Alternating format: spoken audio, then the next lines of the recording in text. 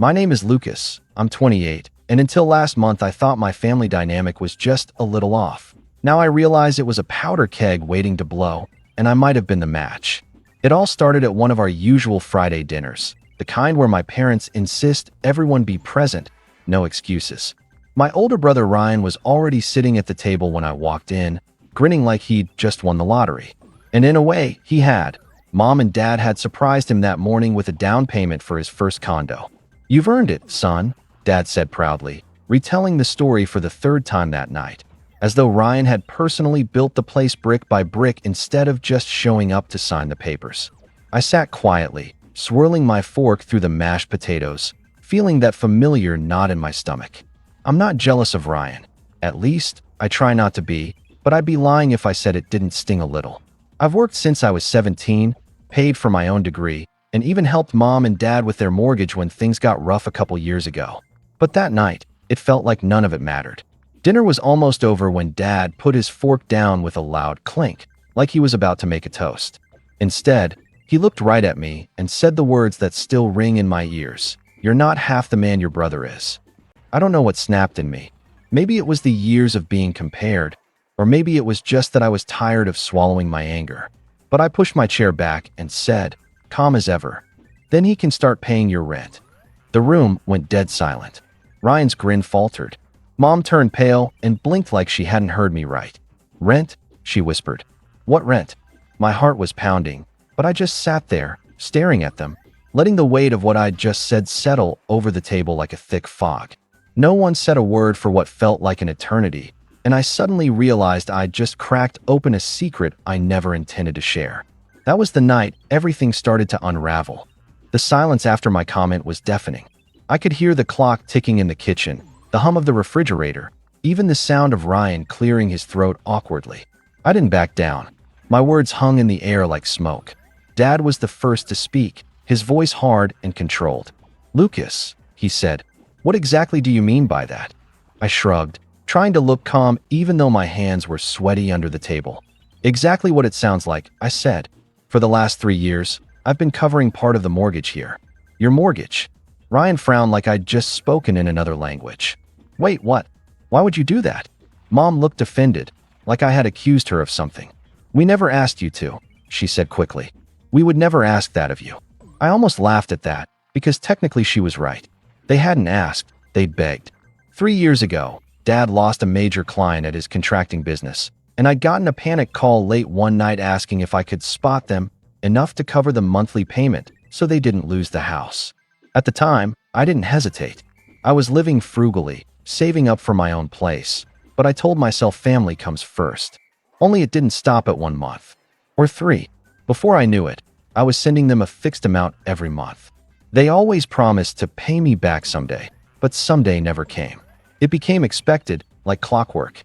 I opened my mouth to explain all of that, but Dad cut me off. "This is highly inappropriate," he said, his tone full of authority. "Whatever help you've given us in the past was appreciated, but throwing it in our faces now is uncalled for." That hit a nerve. I hadn't planned on confronting them tonight, but now that the truth was out, I wasn't going to let them sweep it under the rug. "I'm not throwing it in your face," I said quietly. "I'm pointing out that I've been helping keep this house afloat while Ryan gets rewarded for what exactly?" Ryan bristled. "Excuse me? I work for my condo, Lucas. I've been killing myself at my job for the past 2 years." I almost rolled my eyes. "Yeah, your job at Dad's company, where you get promoted every 6 months for showing up. Must be exhausting." "Enough," Dad barked, his hand slamming on the table. The sound made Mom jump. "You will not disrespect your brother at this table." Disrespect. That word always got thrown at me. I took a slow breath. "I'm not disrespecting him," I said. "I'm asking why my support is invisible. Why I'm treated like the backup plan while Ryan is the golden child." Mom's face softened like she pitied me. "Lucas, you've always been so sensitive," she said gently, as if that was supposed to make me feel better. "You know we love you just as much. But Ryan has been working towards something big. He's making a name for himself." That was the moment I realized this wasn't about money. It was about perception. No matter what I did, no matter how much I gave, it would never measure up to Ryan's achievements because theirs were visible. Mine were quiet. The conversation fizzled out after that, but the tension in the room was so thick I could barely breathe. I excused myself early, saying I had work to finish at home, and left before dessert was served. Driving back to my apartment, I kept replaying the scene over and over in my head. My father's words, "You're not half the man your brother is," gnawed at me. Was that really how they saw me? As half? Over the next few weeks, the dynamic got worse. The next Friday dinner, Mom acted like nothing had happened, but I noticed she set Ryan at the head of the table where Dad usually sat, like he was some kind of heir apparent. Dad spent most of the meal talking about Ryan's upcoming promotion and how proud he was to see him taking the reins at the company. I stayed quiet that night, just observing. Every time I tried to contribute something to the conversation, Dad found a way to redirect it back to Ryan's achievements. One night, when Ryan casually mentioned he was thinking of buying a new car, a fully loaded SUV, Mom turned to me with that sweet butt-cutting tone she used when she wanted to make a point. "Lucas, maybe you can help him research good financing options. You're so good with numbers." I felt my jaw tighten. "Sure," I said flatly, "as long as he doesn't need me to make the payments too." The room went still for a moment, and Mom gave me a sharp look. "That was uncalled for," she said, but I didn't apologize. I was done apologizing for speaking the truth. Then came the final straw. One Saturday afternoon, Dad called me and asked if I could swing by the house. When I got there, I found him and Ryan in the living room, looking serious. Mom was sitting stiffly on the couch, her hands clasped. "What's going on?" I asked, my stomach sinking. Dad cleared his throat. "Your brother has a great opportunity right now," he said. "He's looking at expanding his condo into a 2-bedroom so he can rent out part of it. It's an investment." I crossed my arms. "And what does that have to do with me?" Mom gave me a hopeful smile. "We thought maybe you could help with the down payment," she said softly, as if she were asking me to water the plants while they were on vacation. I actually laughed. "You've got to be kidding me." Ryan shifted uncomfortably. "It's not charity, Lucas. You'd be helping both of us. I could even pay you back once I start renting it out." I stared at them, stunned. "You want me to fund your second property when I don't even own one myself?" Dad's expression hardened. "This is about family," he said. "You've been in a position to help before. You're single, you have no kids, and you make good money. It's time to step up again." Something in me snapped right then. I didn't yell, but my voice was cold enough to make Mom flinch. "I've been stepping up for 3 years. I've been paying part of your mortgage. I've been sacrificing my own goals so you don't lose this house. And now you want me to bankroll Ryan's real estate ventures." No one said anything. I turned toward the door. "I think we're done here," I said, my voice shaking, partly from anger, partly from relief. As I walked out, I could hear Mom calling after me, but I didn't stop. That night, sitting alone in my apartment, I stared at my bank statements. All the money I'd sent them over the years. All the savings I could have had by now. And for what? A pat on the head and a lecture about how I'd never measure up. For the first time, I started to wonder if I was done helping them entirely. And that was when the idea for my next move started to take shape. 3 days after that confrontation, I got a call from Mom early in the morning. Her voice was unusually cheerful, almost rehearsed, and that immediately put me on edge. "Lucas," she said, "can you stop by the house tonight? Your father and I want to have a family dinner. Ryan will be here too. It's important." I hesitated. Part of me wanted to say no, to protect my sanity and keep my distance, but a smaller part of me was curious. Maybe they wanted to apologize. Maybe, for once, they had realized how out of line they'd been. Against my better judgment, I agreed. When I pulled into the driveway that evening, the house looked the same as always, but there was a strange tension in the air, like the moments before a thunderstorm. I stepped inside and immediately noticed that Ryan was already there, lounging on the couch with a smug little smile. Mom greeted me with a hug that felt more like a peace offering than genuine warmth. Dinner was awkwardly quiet at first, until Dad cleared his throat and said, "Lucas, we've been thinking about what you said the other day, about the mortgage and about fairness." I sat up straighter, cautiously optimistic. Dad continued, "You've been very generous these past few years, and we do appreciate that. But we also need to think about the future, our future, and this house." The way he said "this house" made me freeze. "What about the house?" I asked. Mom exchanged a quick glance with Dad before speaking. "We've decided to add Ryan to the deed." It took me a second to process that. "Add Ryan to the deed?" I repeated slowly. "Yes," Dad said matter-of-factly. He's going to inherit the house one day anyway. But this way, he can start taking some responsibility for it now. He can build equity. I felt like the wind had been knocked out of me. So let me get this straight, I said, my voice dangerously calm.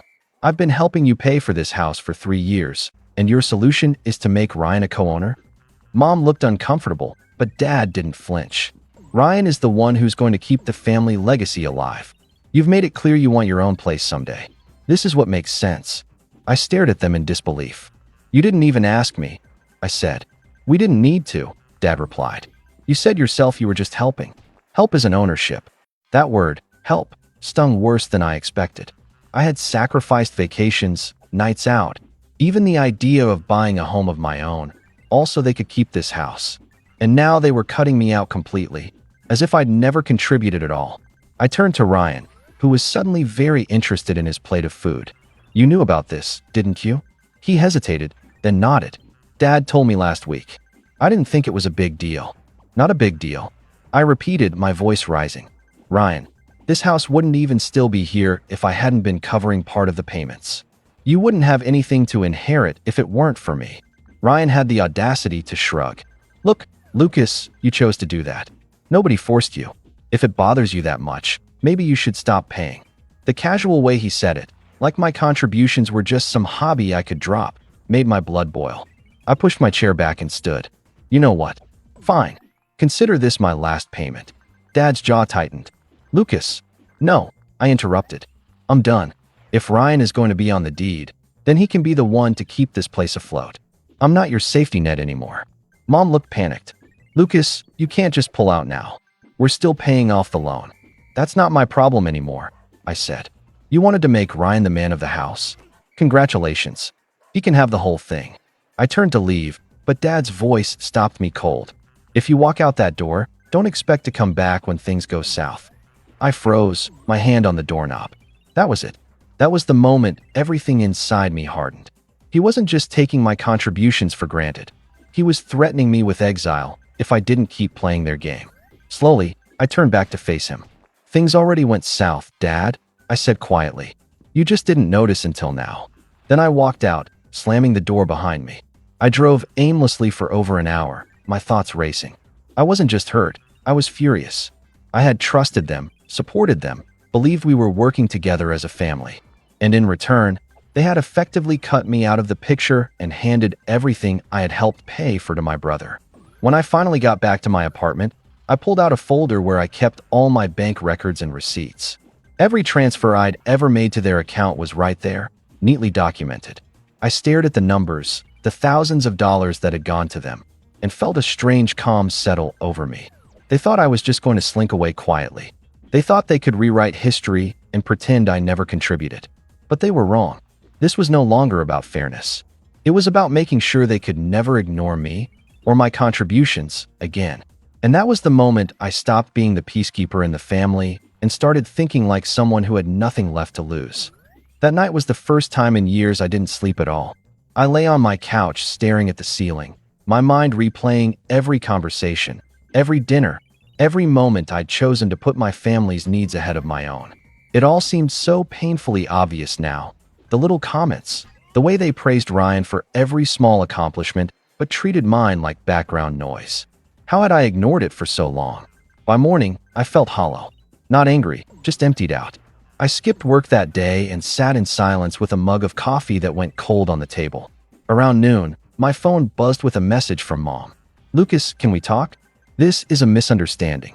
Please don't make this harder than it has to be. I didn't reply. I wasn't ready. The next few days blurred together. I went to work, came home, and sat in my apartment without turning on the lights. It felt like I was mourning something, not just my relationship with my family, but the illusion I had been living under for years. I kept asking myself the same question. If they could betray me so easily, had they ever really seen me as part of the family at all? Friday rolled around, and for the first time in years, I didn't go to family dinner. Around 7, my phone lit up with call after call from Mom, then Dad, then Ryan. I let them go to voicemail. When I finally checked the messages, they were a mix of guilt trips and veiled threats. Mom's voice was soft, pleading. Lucas, honey, you can't just cut us off like this. We're family. We need to figure this out. Dad's message was harder, colder. You're acting childish. Ryan has stepped up, and you should be happy for him. If you keep this up, you'll regret it. Ryan's was the worst. Casual, almost smug. Dude, this is getting out of hand. Just let it go. It's not that deep. I'll make sure to toast you when I get the keys to the house. I threw my phone across the couch and buried my face in my hands. I had given everything I could to these people, and now they were mocking me for walking away. That weekend, I started pulling my life back piece by piece. I canceled the automatic transfer that had been going to their mortgage account every month. I called my bank and redirected that money into a separate savings account, one that no one but me had access to. For the first time in years, I started to think about what I actually wanted. Not what would make my parents happy, not what would make Ryan proud of me, but what I wanted. At first, I didn't have an answer. I just knew I needed space. Over the next couple of weeks, I went low contact with my family. I stopped answering calls and only replied to texts if they were about something urgent. My parents didn't take it well. Mom sent me long, emotional messages about how she couldn't sleep at night, knowing we were fighting. Dad's messages got shorter and angrier, accusing me of abandoning them. One night, I came home to find an envelope taped to my door. Inside was a letter in Dad's handwriting, formal and cold. He wrote that since I had chosen to withdraw financial support, they were considering other options for the future of the house, and that I shouldn't expect to be included in those discussions going forward. I sat on the floor of my apartment reading that letter over and over until my hands were shaking. It wasn't just about money anymore. This was personal. They were cutting me out completely, not just from the house, but from the family decisions. And yet, as much as it hurt, part of me felt strangely free. For the first time in my life, I wasn't living for their approval. I started going on long walks after work just to clear my head. Sometimes I'd end up downtown, standing in front of apartment buildings I used to dream about living in. I'd imagine what it would be like to have a place of my own, one that no one could take away from me or hold over my head. One night, after a particularly long walk, I went home and opened my laptop. I started looking at condos for sale. Not seriously at first, just browsing. But as I scrolled, I felt something shift inside me. Why not me? Why shouldn't I have a place of my own? I had been quietly saving for years, even with the mortgage payments I'd been making for my parents. Now that I wasn't sending them money anymore, I could build that savings faster. That night, I built a spreadsheet with all my expenses, savings, and potential timelines for buying a place. I hadn't felt that focused in months. But even as I planned for the future, the bitterness stayed with me. Every time I saw my family's name pop up on my phone, it was like a reminder of how little they thought of me. Then came the real gut punch. A few weeks later, I got a text from a mutual family friend, Mrs. Jensen, our old neighbor from across the street. She sent me a photo of a "congratulations" banner hanging on my parents' front porch with a message. So excited for Ryan. Heard the house is officially in his name now. I just sat there staring at my phone, numb. They had gone through with it. They'd actually put Ryan on the deed. And no one had told me. Not a call, not a text, nothing. I realized then that there was no going back. This wasn't just favoritism anymore. This was erasure. They had rewritten our family story so that I was just extra. That night, I poured myself a drink, sat at my kitchen table, and stared at the stack of bank statements and receipts I'd been keeping. My entire contribution to that house, right there in black and white. And that was when a different kind of plan started to form. Not just to build my own life, but to make sure they could never brush aside what I had done for them. It wasn't about yelling or fighting anymore. It was about letting the truth speak for itself and watching what happened when everyone saw it. The morning after I saw that photo of the congratulations banner, something inside me clicked. The pain was still there, but it felt sharper now, more focused. I wasn't just drifting anymore. I had a purpose. For the first time in weeks, I woke up early, showered, and actually felt like I had energy. I made myself a proper breakfast, not just stale cereal or coffee, and opened my laptop. My spreadsheet was still sitting there from the night I'd started planning. I stared at it for a long moment, then added a new column, projected timeline. I wasn't going to just dream about a place of my own anymore. I was going to make it happen. I started small. I called a few real estate agents and asked questions about the market. I met with a mortgage advisor at my bank to see how much I could actually afford. It felt strange at first, taking steps towards something that was just for me. But every conversation made me feel more in control. Work became a distraction, but also an advantage. I started volunteering for extra projects, staying late when I needed to, and putting myself forward for responsibilities I used to shy away from. My boss noticed, and within 2 months, I got a raise, a modest one, but enough to bump my savings plan forward by a few months.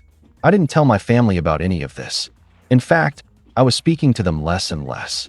The silence was liberating. Without the constant drip of criticism or comparisons, I could actually hear my own thoughts for once. But they weren't staying quiet. Every now and then, I get a text from Mom, sometimes apologetic, sometimes passive-aggressive. "Lucas, you're really hurting your father. Can't we just put this behind us?" Other times, it was Dad, more direct. "You're being stubborn. We did what we thought was best. You should be proud of your brother, not resentful." I never replied.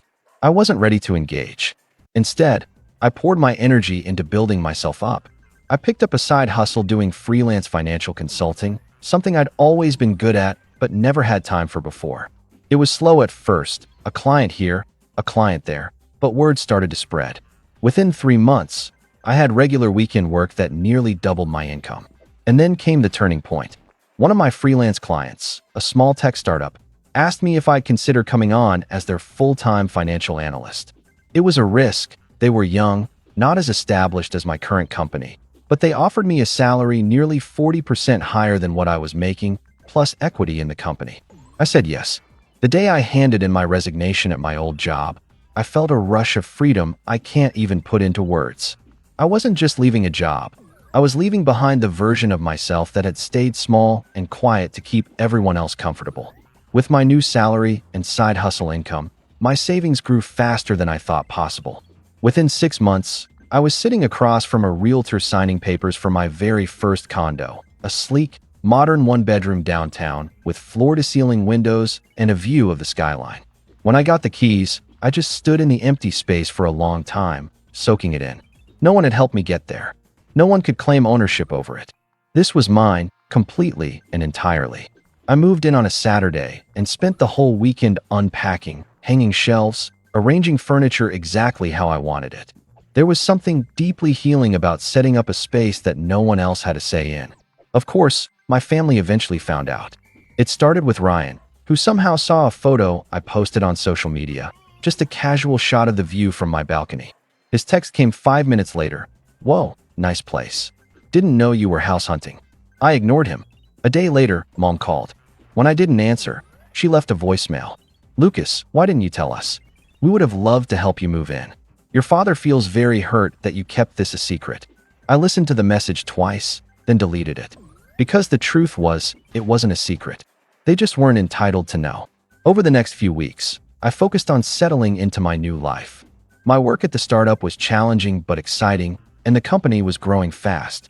I was part of something that mattered, and for once, I felt like I was exactly where I was supposed to be. Every night when I came home, I'd look around at my condo and feel that same quiet satisfaction. The same walls they'd once told me I'd never be able to afford were now mine. Not because someone handed them to me, but because I had fought tooth and nail to build this life. But even as I thrived, the bitterness didn't go away. If anything, it sharpened, because I knew what my family was still telling everyone, that Ryan had saved the family home, that he was the one who had stepped up when times were hard. My contributions were invisible, erased, and that burned. One night, I sat at my dining table with that same stack of bank statements and receipts in front of me. Every month, every payment, every dollar I had sacrificed for that house. I spread them out across the table, running my fingers over the numbers. And that's when the idea fully formed, not just to tell the truth, but to show it. If they wanted to pretend I had done nothing, I was going to make it impossible for anyone to believe that. And when the time came, I wasn't going to raise my voice. I wasn't going to argue. I was going to let the facts speak for themselves and watch as everything they had built on lies came crashing down. By the time spring rolled around, I had turned my condo into a home, not just a place to sleep, but a space that felt like a reflection of me. I had a proper office corner with a sleek desk and a whiteboard where I tracked my goals. My fridge wasn't empty anymore, and my bank account looked healthier than it ever had. Life was good. But that stack of receipts stayed on my dining table like a quiet reminder that I wasn't finished. I started thinking more deliberately about how, when, and where to reveal the truth about everything I had done for my parents' house. I didn't want a shouting match in their kitchen. I didn't want a private confrontation they could sweep under the rug. I wanted everyone, the entire family, maybe even their friends, to see who had actually kept that house standing. That's when fate handed me the perfect setup. One afternoon, I got a call from my cousin Sarah, who I'd always been close with. She hesitated for a moment before saying, "Hey, just so you know, your parents are throwing a family appreciation dinner next month. They send invites to everyone." I frowned. "Family appreciation?" "Yeah," Sarah said, her tone dry. From the way they worded it, it sounds like they're planning to make a big deal about how Ryan has been taking care of the family legacy. I felt my stomach tighten. "You're kidding." "I wish I was," she said. "They even asked me to make a little slideshow of photos of the house over the years. They want to show how much it means to the family." I thanked her for the heads up, but after I hung up, I just sat there staring at my phone. A public dinner, with everyone there, to celebrate Ryan for doing the thing I had been doing quietly for years. It was infuriating and perfect. That night, I started organizing my documents. I scanned every bank statement, every wire transfer confirmation, every note from my parents thanking me for helping out just this once. I put them in chronological order, creating a clear timeline of exactly how much money I had put into that house and when. But I didn't stop there. Through my work in finance, I had access to software that allowed me to build professional-level financial reports. I spent an entire weekend compiling everything into a single polished document: charts, graphs, annotations. At the end, I added a summary page. Total contributions to family home, 2019 to 2023, $68,450. Seeing the number like that, bold and undeniable, made me sit back in my chair and exhale. No more minimizing what I had done. No more letting them rewrite history. But there was one more piece I needed. Through Sarah, I found out the dinner was going to be at a local event hall, a semi-formal thing, with a rented projector and microphone. That gave me an idea. I reached out to Sarah and, cautiously, asked if she could share the slideshow file with me just to look over. She didn't ask questions, she sent it over that night. I opened the file and scrolled through the slides. They were simple: photos of the house from different years, family pictures on the porch, captions about memories made here. The last slide said, in bold letters, "Thank you, Ryan, for preserving our family home." I stared at that slide for a long time. Then I copied the entire presentation and started making my own version. Same photos, same captions. But at the end, instead of that line about Ryan, I added a new set of slides, my financial report, condensed into a clean, easy-to-read format. I made sure every transfer had a date and a brief description. I included the total amount in massive font on the last slide, with one line beneath it. "This is who kept the house alive." When I was done, I exported the file and saved it in 3 different places: on my laptop, on a flash drive, and in cloud storage. I wasn't going to risk losing it. The more I worked on this, the calmer I felt. It wasn't about revenge anymore, or maybe it still was, but in a way that felt precise, controlled. At work, things were also looking up. Our startup had just landed a major client, which meant my stock options were suddenly worth a lot more. For the first time, I was in a position where my financial stability didn't feel fragile. I could walk into that dinner completely unshaken. The weeks leading up to the event were strangely quiet. My parents didn't reach out much, though Mom did send a polite, formal invitation via text. "Lucas, we'd love for you to join us for this special evening. It would mean a lot to the family." I replied simply, "I'll be there." I didn't tell them anything else. The night of the dinner arrived, and I dressed carefully. Nothing flashy, but sharp enough to make an impression. When I walked into the event hall, I immediately noticed the way heads turned. Some relatives smiled and waved, surprised to see me after months of distance. Ryan spotted me across the room and raised an eyebrow, but didn't say anything. Mom came over, hugged me tightly, and whispered, "I'm so glad you came." I just smiled politely. Wouldn't miss it. The evening started with small talk, food, and wine. The atmosphere was warm, celebratory. I stayed quiet, waiting. Finally, after dinner, Dad stood up and tapped the microphone. "Thank you all for coming tonight," he began. "This house has been the cornerstone of our family for decades, and we wanted to take a moment to recognize the person who has worked so hard to preserve it." Ryan shifted in his chair, already smiling like he knew what was coming. And with that, Dad said proudly, let's look back on some of the memories we've made over the years. The lights dimmed, and the slideshow began to play on the screen. I sat there, my heart pounding, my hand resting casually on the flash drive in my pocket. My moment was coming. The slideshow played just as I expected. Cozy photos of the house through the years, shots of Ryan helping Dad fix a fence, family dinners on the porch, Christmas mornings by the fireplace. I could hear murmurs of nostalgia ripple through the crowd. Mom dabbed her eyes with a napkin. Ryan looked like he was soaking in applause at an awards ceremony. And then came the final slide. Thank you, Ryan, for preserving our family home. The room erupted in polite applause. Dad put a hand on Ryan's shoulder proudly, and Ryan actually stood up and gave a little wave, as if he'd just been handed the key to the city. I let the clapping die down before I stood. If I could have a moment, I said, my voice calm but carrying. The room quieted, and Dad looked confused.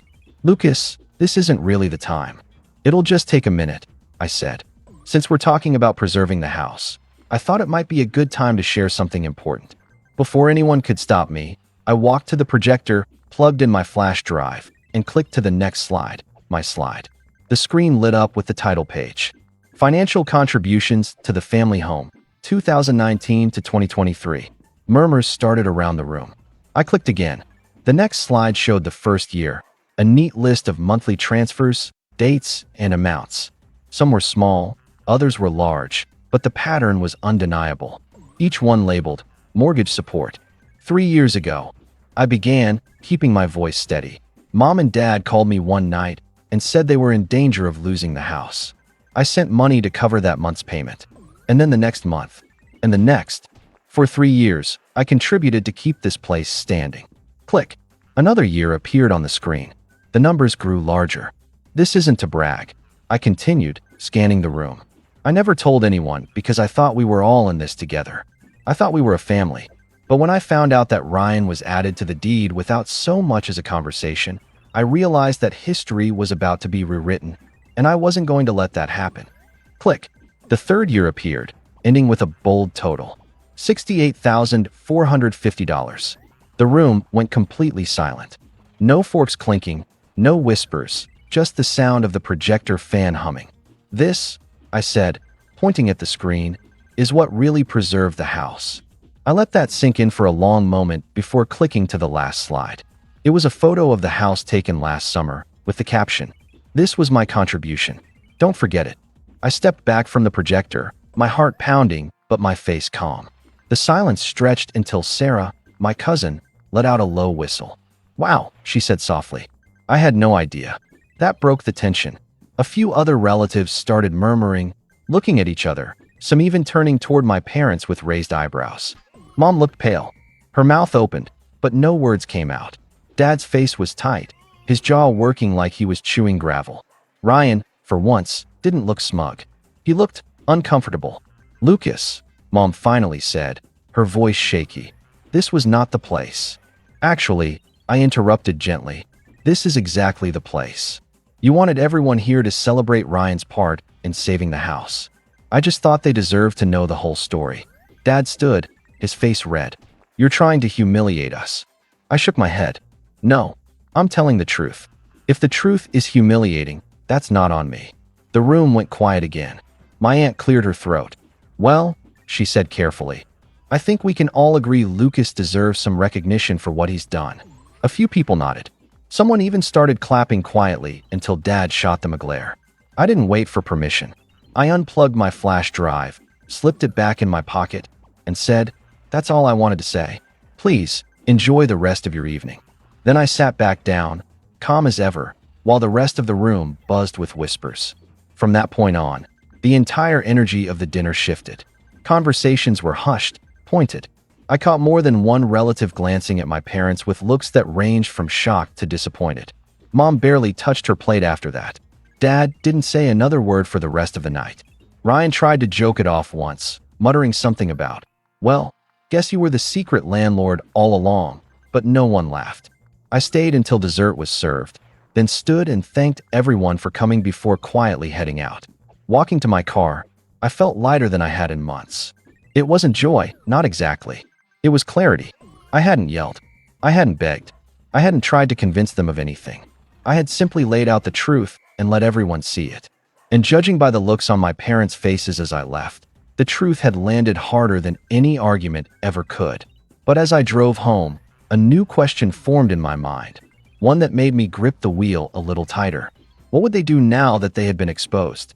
The fallout started almost immediately. The next morning, my phone buzzed with a string of texts from Mom, long paragraphs that swung wildly between guilt, anger, and self-pity. "Lucas, what you did last night was cruel. You blindsided us in front of everyone." 2 minutes later, another message, "But maybe we deserved it. I didn't realize how much you'd been giving. I should have thanked you sooner." And then, almost as if she couldn't stop herself, "But you could have come to us privately. Now everyone is talking about us. Your father hasn't slept all night." I didn't reply. I wasn't ready to get pulled back into their narrative. By noon, Dad called. I let it go to voicemail, then listened as he spoke, his tone clipped. "You've embarrassed this family, Lucas. People are calling us, asking questions. You made it sound like we forced you to pay when you volunteered. That was your choice." He paused, and for the first time, I heard a crack in his voice. "I don't know who you're trying to hurt, but you've hurt your mother deeply. If that was your goal, congratulations." I deleted the message without saving it. Later that afternoon, Sarah called me. "You have no idea what a stir you caused last night," she said, trying not to laugh. "Half the relatives are furious at your parents. The other half are calling you the unsung hero of the family. Aunt Linda said it was the first time she's ever seen your dad look speechless." I chuckled, a little surprised at how good that felt to hear. "I didn't do it for them," I said. "I just wanted the truth out." "Well," Sarah said, "you got it out. And now no one can pretend they don't know." That evening, I decided to check social media. My parents weren't heavy users, but some of my cousins had posted photos from the event. Under one of them, there was a comment thread that had clearly turned into a debate. "Cousin Mike. Honestly, props to Lucas. If I had given that much, I'd want people to know too. Aunt Linda. Exactly.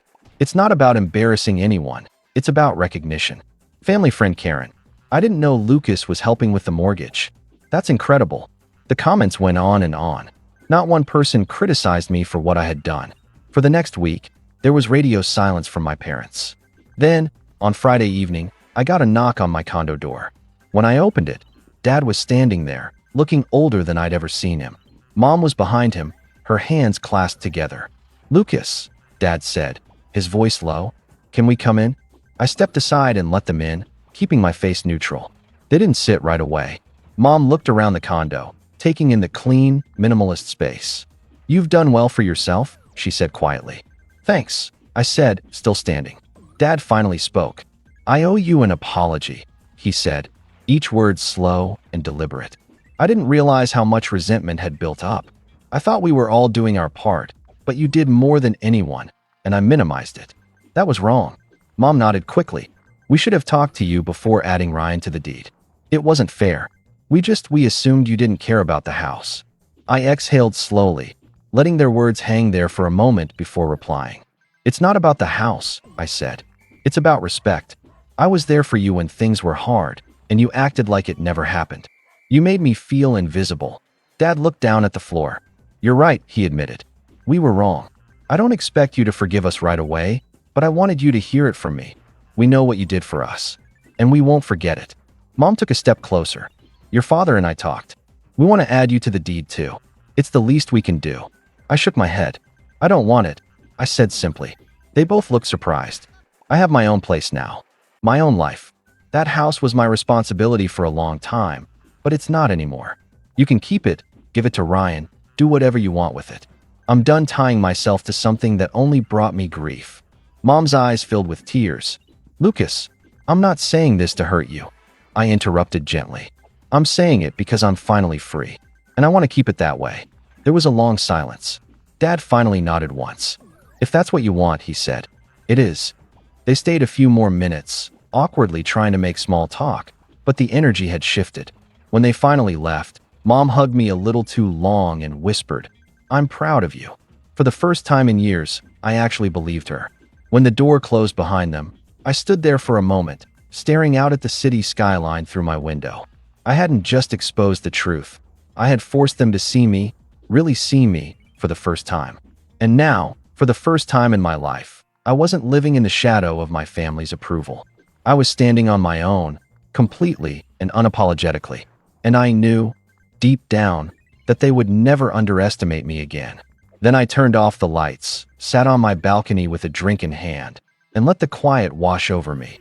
Not the heavy silence of being ignored, but the peaceful kind that comes after a storm has passed. Because this time, the house wasn't my burden anymore. It was theirs, and I smiled.